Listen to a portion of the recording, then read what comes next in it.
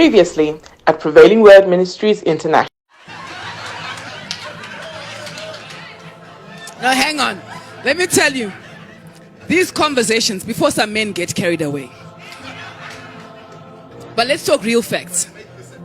When we first planted a church, when did we come to SA? 2006. 2006.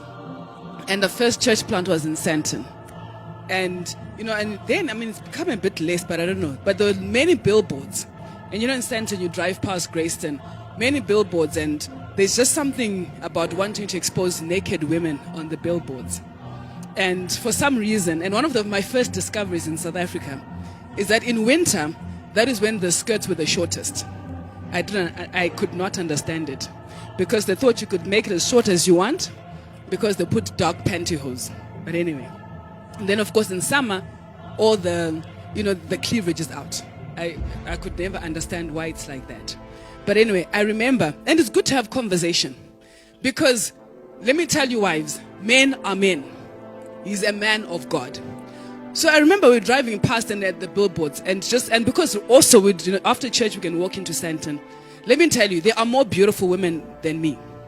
There are more, I don't know what other wives would want, but there are others that are fair-skinned, they've got better hair, they've got whatever. But that is the natural human eye that wants to say, this one is more beautiful, this one has got better hips and stuff like that. My husband said to me, but how many of you wives would take it in? This is many years ago, 2006. And he says, honey, in this nation, you'll have to protect me. How do you respond? Some would think, my husband wants to have an affair. He says, you'll have to protect me. Because there are women that walk around exposed and naked. Right? He is a man of God.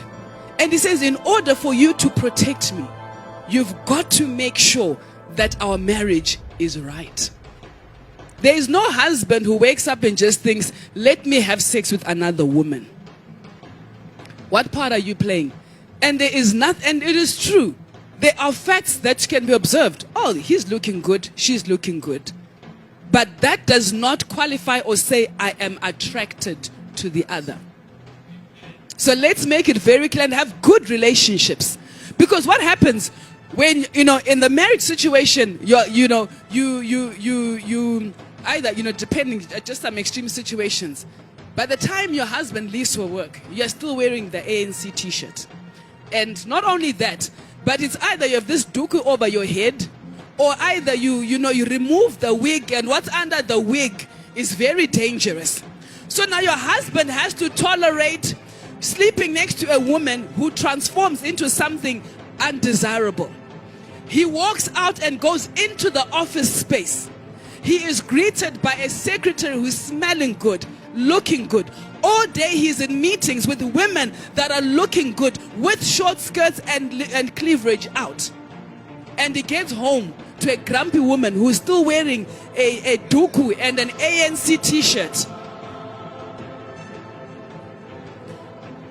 What do you want your husband to do?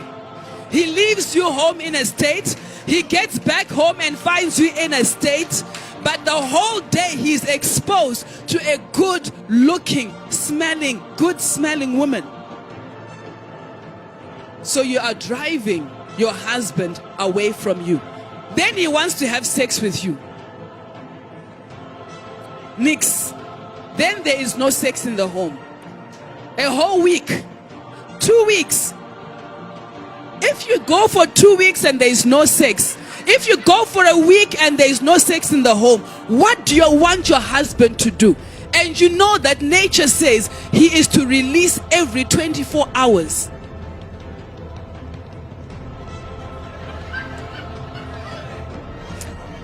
I will close it with this. So during FLC, you all know FLC and our spiritual father, our spiritual parents. So before FLC has special meetings with his special sons. So anyway, and they always say, please send a question. We were still in Durban then, actually.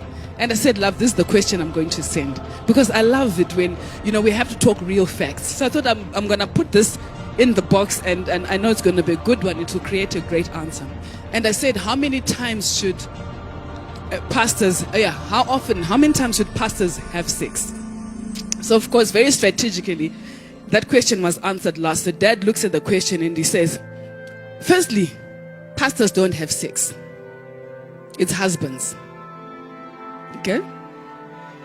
Pastors don't have sex. Husbands. So if you're married, you do have a husband. It's not the businessman that is desiring sex. It's your husband. Number one. And number two, this was the answer from Dad. How many times you meant to have sex? God